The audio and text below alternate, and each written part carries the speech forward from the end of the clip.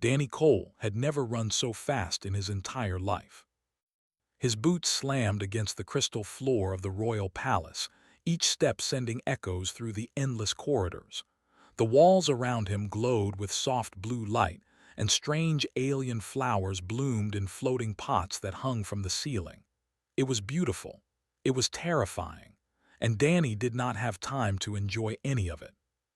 Behind him, he could hear her voice. "Danny, please wait. I only wish to speak with you." Princess's voice was soft and musical, like wind chimes in a gentle breeze. Under normal circumstances, Danny might have found it pleasant. But these were not normal circumstances. These circumstances involved a 7-foot-tall alien princess with shimmering purple scales, 4 arms, and a very clear intention to make Danny her husband. Danny turned a corner and nearly crashed into a group of servants. They stared at him with their large, golden eyes, clearly confused by the sight of a small human running through their palace like his life depended on it.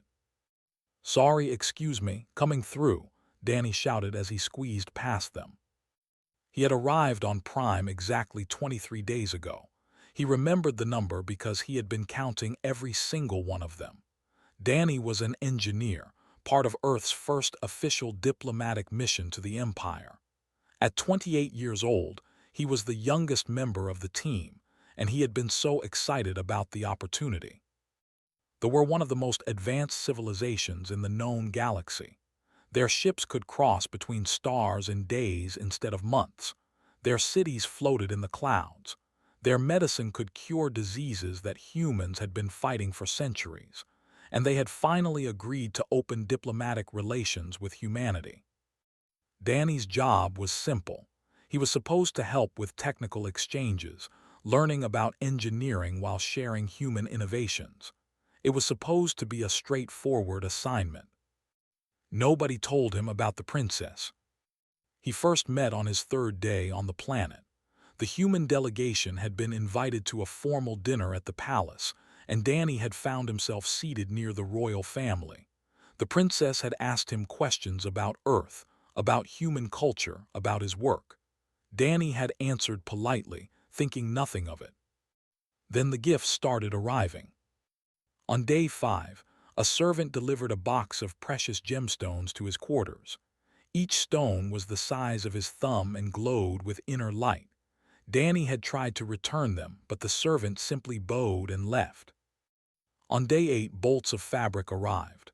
The material was softer than anything Danny had ever touched, and it changed color depending on the angle of light. Again, he tried to refuse.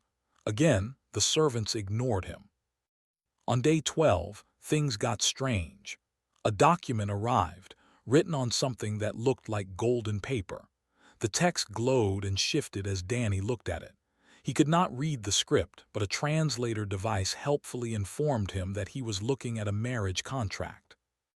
Danny had immediately gone to his supervisor, a senior diplomat named Laura Hayes. She had stared at the document for a long time before telling Danny that he needed to handle this very carefully. They were proud people, she explained. Rejecting a royal gift was considered deeply offensive. Rejecting a marriage proposal from a princess could cause an interstellar incident. "So what am I supposed to do?" Danny had asked. Laura had not given him a good answer. For the next 11 days, Danny had tried to avoid the princess. He changed his schedule. He took different routes through the palace. He ate his meals at odd hours, but always seemed to find him. She would appear in his laboratory asking about his work. She would show up at diplomatic functions and spend the entire evening at his side. She would send him more gifts, more letters, more declarations of affection. Danny had tried to explain gently that humans did things differently. He had tried to tell her that he barely knew her. He had tried to suggest that maybe, perhaps, she might want to consider other options. Had simply smiled and assured him that she had made her choice. And then today, everything had fallen apart. Danny had been walking through the palace garden, enjoying a rare moment of peace, when had appeared beside him. Before he could react, she had taken his hands in 2 of hers and looked deeply into his eyes. "Danny Cole," she had said, "I have decided. You will be my eternal companion. We will rule together for 1,000 years, and our bond will be celebrated across the stars." Danny had stared at her. His brain had gone completely blank. 1,000 years, eternal companion, rule together. I need to think about this," he had stammered. "What is there to think about?" had asked, genuinely confused. "I have chosen you. This is the greatest honor a human has ever received."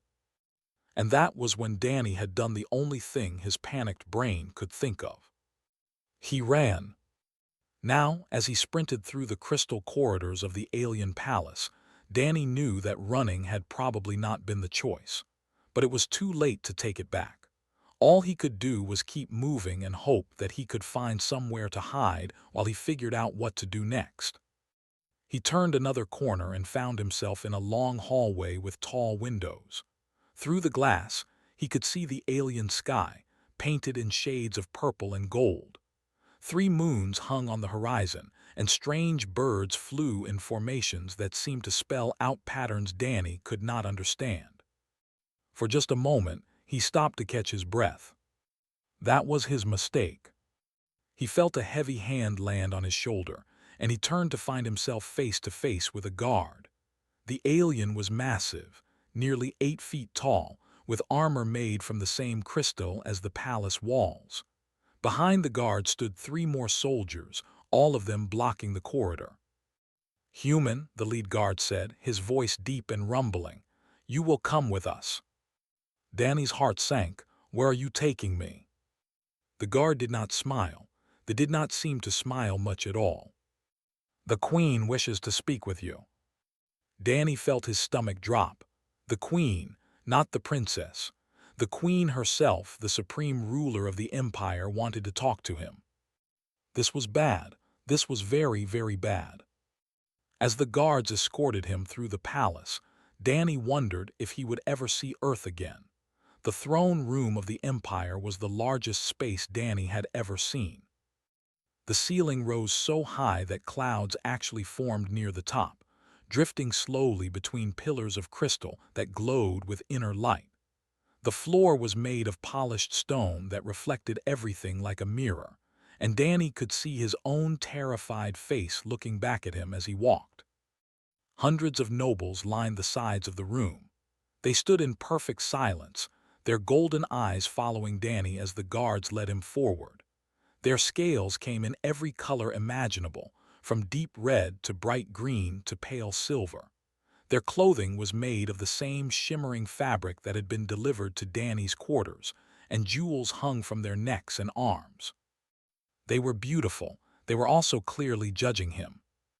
At the far end of the throne room, on a raised platform made of pure crystal, sat Queen. Danny had seen images of the Queen before his arrival on Prime. He had studied briefing documents and watched recorded speeches, but nothing had prepared him for seeing her in person. Queen was nearly 8 feet tall, even while sitting. Her scales shimmered like liquid silver, catching the light and throwing it back in patterns that seemed to shift and dance. She had 4 arms like all, and each one was adorned with rings and bracelets made from metals Danny did not recognize. Her eyes were not the usual gold of her species. Instead, they were deep purple, almost black, and they seemed to look straight through Danny into something beyond. She was the most powerful being Danny had ever encountered, and she did not look happy. Standing beside the throne was Princess. The princess looked confused and hurt, her 4 arms crossed over her chest. When Danny met her eyes, she quickly looked away. Danny's heart ached a little at that. He had not meant to hurt her, he had just panicked. The guards stopped walking, and Danny found himself standing alone in the center of the throne room. Every eye in the place was fixed on him. The silence was so complete that Danny could hear his own heartbeat pounding in his ears. Finally, the Queen spoke. "Human." Her voice was deep and resonant, carrying easily through the massive space. "You stand before the throne of the Empire. Do you understand the honor that has been given to you?" Danny swallowed hard. His throat felt dry. I believe so, Your Majesty." My daughter, the queen continued, gesturing toward, has chosen you as her companion. She has offered you wealth beyond imagination. She has offered you status among the highest circles of our civilization. She has offered you eternal life at her side, protected by the finest medicine our science can provide. Danny nodded slowly. He could not argue with any of that. And yet, the queen said, her voice growing cold, when she approached you with this offer, you fled from her. You ran through my palace like a frightened animal. You showed disrespect not only to my daughter but to the entire royal family. The nobles around the room began to whisper. Danny caught fragments of their conversation, translated by the small device in his ear. Disgraceful behavior. What can you expect from such a primitive species? The princess deserves better. Danny felt his face grow hot. He wanted to defend himself, but he was not sure what to say. The queen raised one of her hands, and the whispers immediately stopped. I have ruled the empire for 600 years, she said. In that time, I have met countless species from across the galaxy. I have negotiated treaties with warriors who could destroy planets. I have faced assassins who could kill with a touch. I have navigated political situations that would have shattered lesser rulers. She leaned forward on her throne, her purple eyes fixed on Danny. But in all that time, I have never seen anyone run from my daughter. I demand an explanation, human. Why do you flee from her as though she were a monster? Danny took a deep breath. He looked at the queen, then at the princess, then at the hundreds of nobles watching him. He thought about his training, about the diplomatic protocols he had studied, about all the ways he was supposed to handle difficult situations. None of that training had covered this. He looked across the room and found Laura Hayes standing with the other human diplomats. Her face was pale, and she was making small gestures with her hands. Danny was pretty sure she was telling him to be careful. He already knew he needed to be careful. The wrong words here could start a war. Earth's ships were no match for technology. If the queen decided that Danny's rejection of her daughter was an insult that demanded punishment, humanity would have no way to defend itself. But Danny Cole had never been good at lying. He had never been good at saying what people wanted to hear instead of what he actually thought. It was one of the reasons he had become an engineer instead of a diplomat. Machines did not care about pretty words. Machines only cared about truth. And right now, looking at the hurt in Princess' eyes and the anger in Queen's face, Danny knew that pretty words would not help him. They could probably tell if he was lying anyway. Their species had evolved to read body language and emotional cues far better than humans could. So Danny decided to tell the truth. Your Majesty, he said, his voice shaking slightly, I mean no disrespect to Princess. She is beautiful. She is intelligent. She has been nothing but kind to me since I arrived on your world. The Queen's eyes narrowed. Then why do you reject her? Danny thought about his answer. He thought about Earth, about his family, about the life he had left behind when he joined this mission.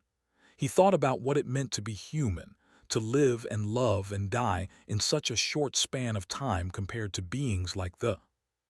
And then he thought about what it would mean to stay here, to become the companion of an alien princess who would live for 1,000 years. Your Majesty, Danny said slowly, may I ask you a question first? The Queen looked surprised. Clearly, she was not used to prisoners asking her questions, but after a moment she nodded. How long do you live? We can live for over 1,000 years, the Queen answered. With the best medicine, some have lived for nearly 2,000. Danny nodded. He had known the answer, but he wanted the Queen to say it out loud. And how long, he asked, do you think humans live? The Queen frowned. I am told your species typically survives for 70 to 90 years. Some of you live slightly longer with advanced medical care. That's right, Danny said. We get maybe 80 or 90 years if we're lucky. Some of us don't even get that. He took another deep breath and prepared to give the answer that would change everything. The throne room was silent. Every in the massive space was watching Danny, waiting to hear what this small, fragile human would say. Queen sat perfectly still on her crystal throne, her purple eyes fixed on him like a predator watching prey. Danny knew that the next words out of his mouth could determine the fate of his entire species. He knew that he should be careful, that he should choose his words with diplomatic precision. But Danny was not a diplomat. He was an engineer, and engineers believed in truth. "Your Majesty," he began, "you asked me why I ran from your daughter. The answer is not simple, but I will try to explain."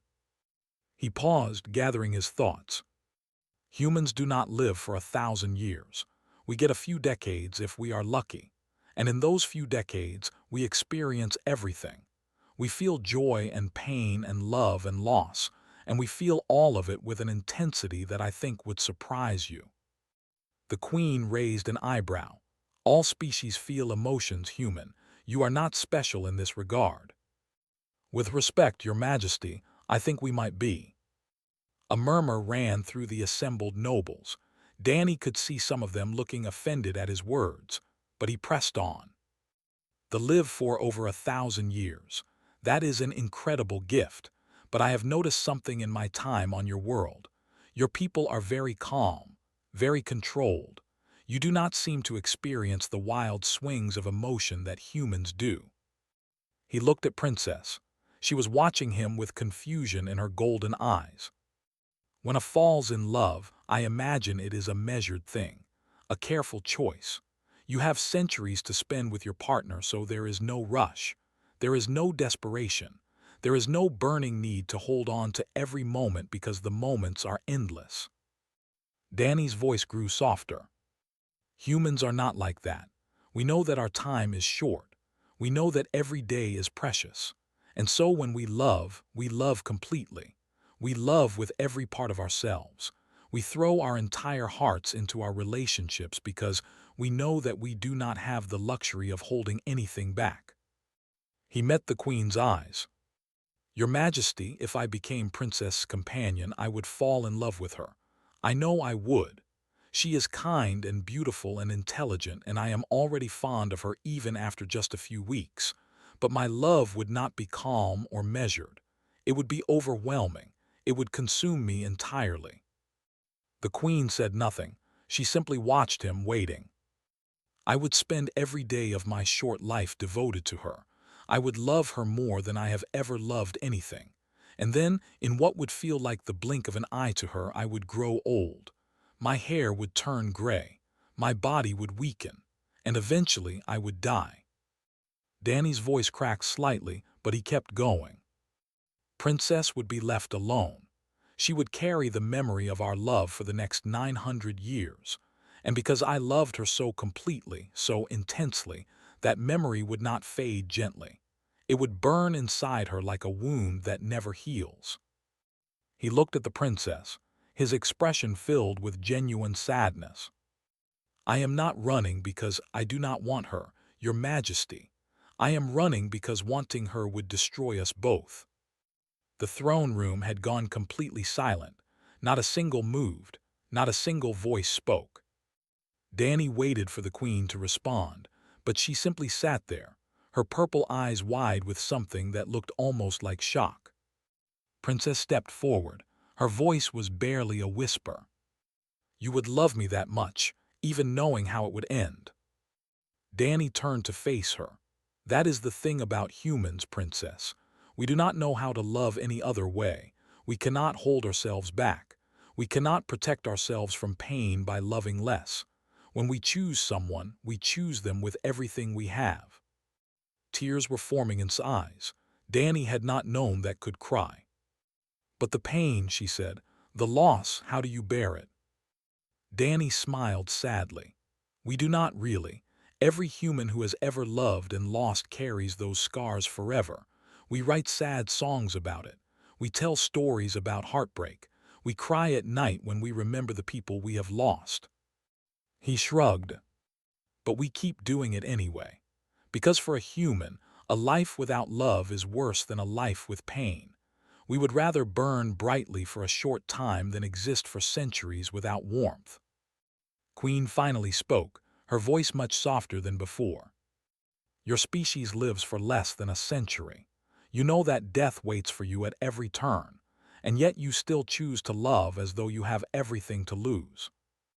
We do have everything to lose, Your Majesty, and we still choose love. The Queen shook her head slowly, looking at Danny as though she were seeing him for the first time. I have ruled for 600 years. I have met thousands of species from across the galaxy. Many of them have claimed to be superior to the. They have boasted about their weapons, their technology, their empires. She paused. But I have never met a species willing to embrace such pain simply for the chance to feel such joy. I do not know if that makes you brave or foolish. Maybe both, Danny admitted. Humans have always been a little bit of both. A long silence followed. Danny could see the nobles around the room exchanging glances, their expressions ranging from confusion to fascination to something that looked almost like envy. Finally, the Queen rose from her throne. She descended the crystal steps until she stood directly in front of Danny.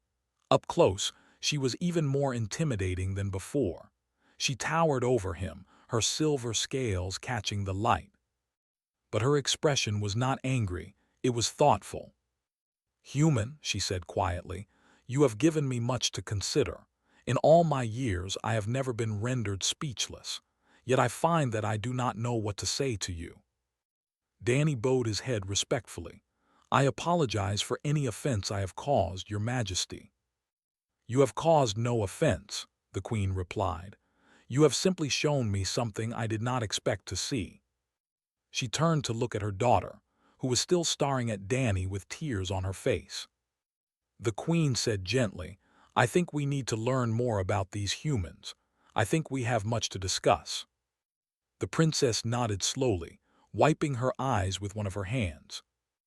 And Danny realized that somehow, against all odds, he might have just changed the relationship between two entire civilizations. The hours that followed Danny's speech were unlike anything he had experienced before. Instead of being thrown into a prison or expelled from the planet, Danny found himself invited to sit beside Queen in her private council chamber. The room was smaller than the throne room, but still larger than any building Danny had ever seen on Earth. Crystal walls filtered the light from outside, casting everything in soft shades of purple and blue. The Queen sat on a cushioned chair rather than a throne, and she looked at Danny with genuine curiosity in her purple eyes. Princess sat nearby, her 4 arms folded in her lap, still processing everything that had happened. Around the room, senior members of the court gathered in small groups. They whispered to each other in their flowing language, occasionally glancing at Danny with expressions he could not quite read. Laura Hayes and the other human diplomats had been summoned as well. They stood against one wall, looking both relieved and terrified. Laura kept sending Danny looks that seemed to say, "What have you done?" and "Thank goodness" at the same time. "Tell me more," the Queen said suddenly, breaking the silence. "Tell me about human love." Danny blinked. "What would you like to know, Your Majesty?" "Everything." The Queen leaned forward slightly. "I have studied thousands of species. I know how they form mating bonds based on genetic compatibility. I know how they share consciousness with their partners. I know how my own people choose companions through careful evaluation and mutual benefit." She gestured at Danny with one of her hands. "But I have never encountered what you describe. A species that loves so intensely that it causes pain. A species that chooses to suffer for the sake of connection. Explain it to me." Danny thought for a long moment. How do you explain something so basic, so fundamental to human existence, to a being who has never experienced it? "Let me tell you a story," he said finally. "A true story from human history." The Queen nodded. "There was a man on Earth many centuries ago.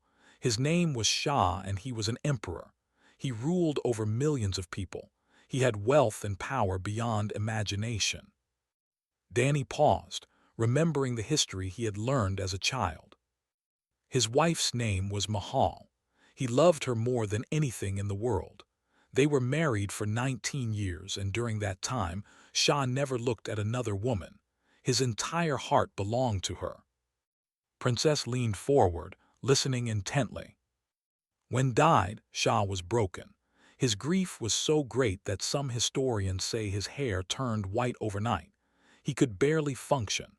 The most powerful man in his entire region was reduced to nothing by the loss of one person. The queen frowned. That seems like a weakness, a liability.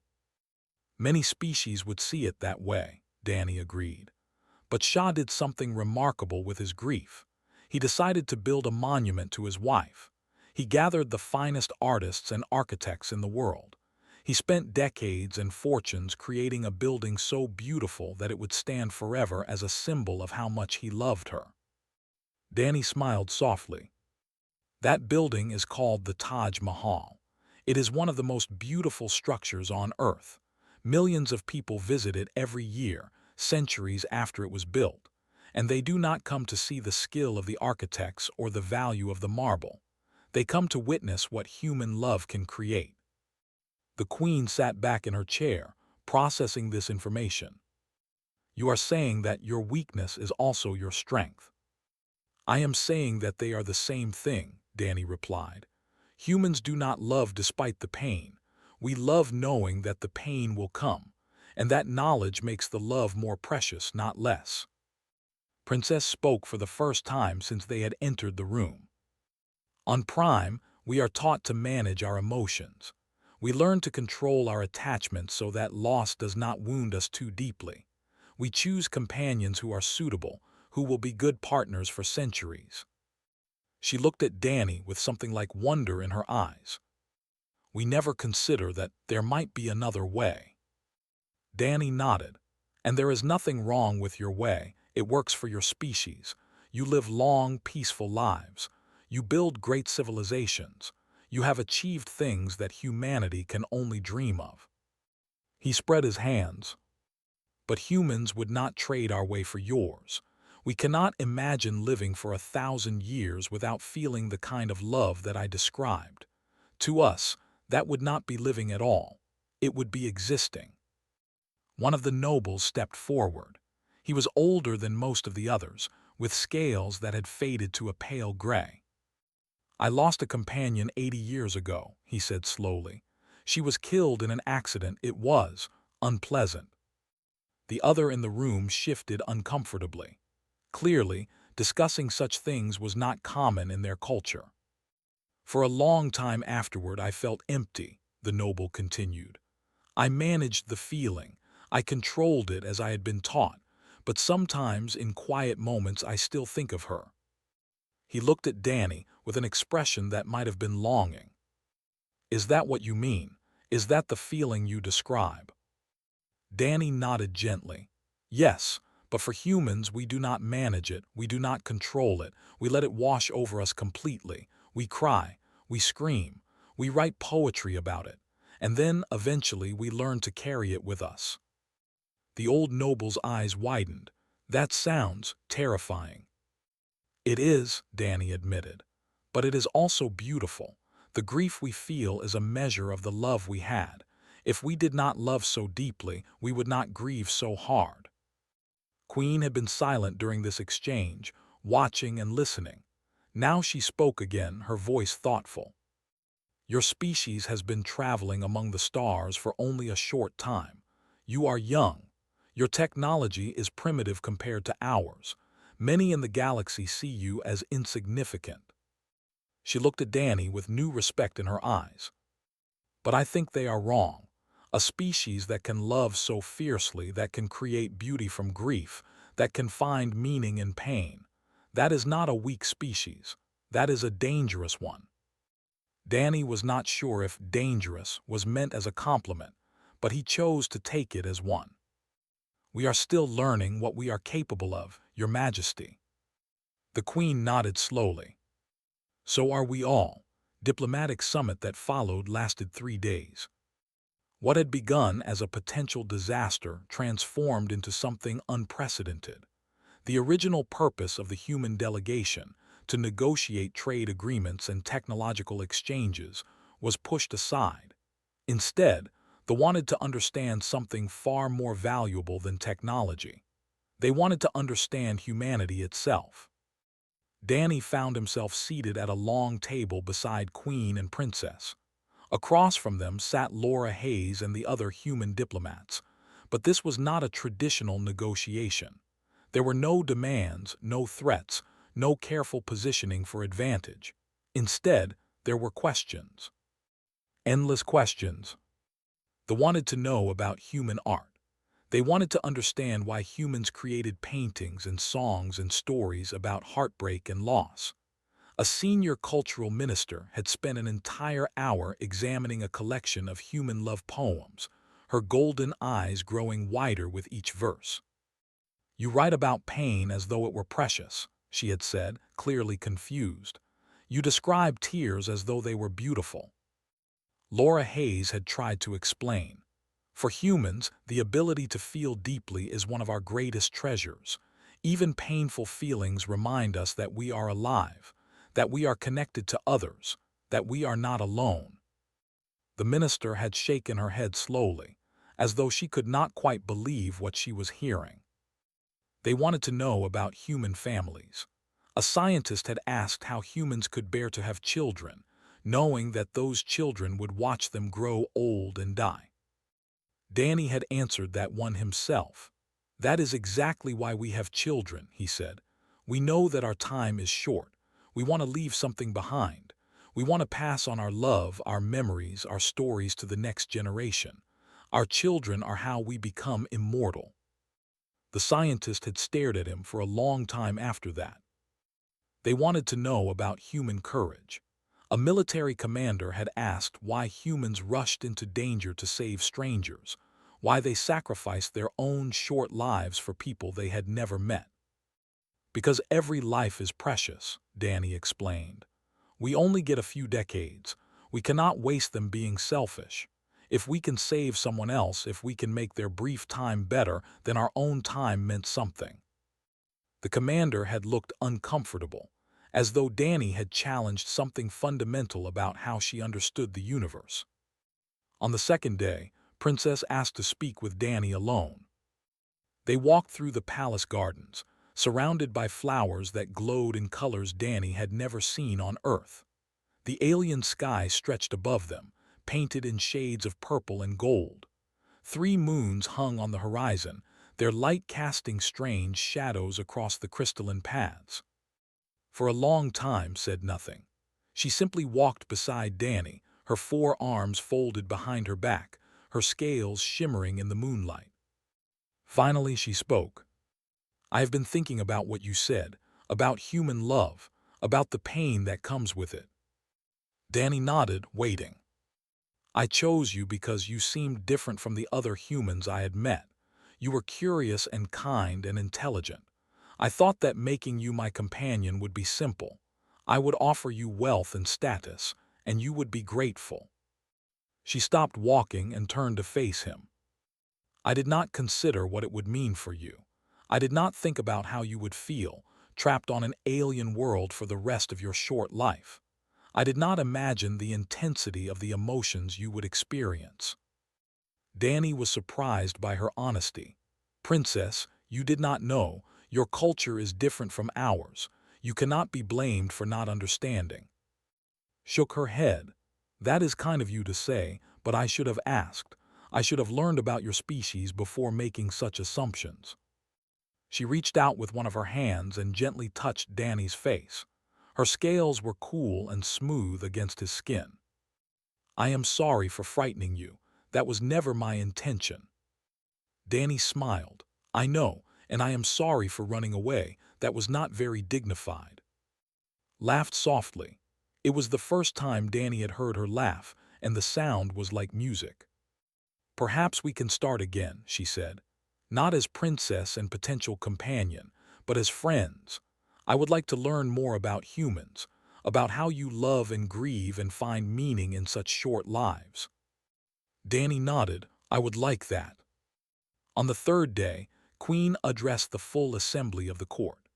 The massive throne room was packed with nobles from across the empire, all gathered to hear what their queen had to say about the strange human visitors. Danny stood with the other diplomats, watching as the queen rose from her crystal throne. My people, she began, we have long believed ourselves to be among the greatest civilizations in the galaxy. We live for centuries. We have conquered disease and extended our lives beyond what most species could imagine. We have built an empire that spans 1,000 worlds. She paused, looking out over the assembled nobles. But in the past 3 days, I have learned something humbling. I have learned that there are forms of greatness that have nothing to do with power or technology or long life. Her purple eyes found Danny in the crowd. The humans are not a powerful species by our standards. They live for mere decades. Their bodies are fragile. Their technology is primitive. Many of us dismiss them as insignificant. She shook her head slowly. We were wrong. The humans have shown us a different kind of strength. They have learned to find meaning in brevity. They love with an intensity that we can barely imagine. They create beauty from grief and purpose from pain. They burn brightly precisely because they cannot burn forever. The nobles around the room exchanged glances, uncertain how to respond. I do not know if they can learn to feel as humans do, the queen continued. We have spent building walls around our hearts, but perhaps we can learn to appreciate what we have lost. Perhaps we can remember what it means to risk everything for love. She raised one of her hands, and servants brought forward a document written on golden paper. Today I sign a new treaty with the humans of Earth, not a treaty of trade or technology, a treaty of friendship and cultural exchange. We will learn from each other. We will grow together, and perhaps in time both of our species will be stronger for it. As Danny watched the Queen sign the document, he thought about everything that had happened.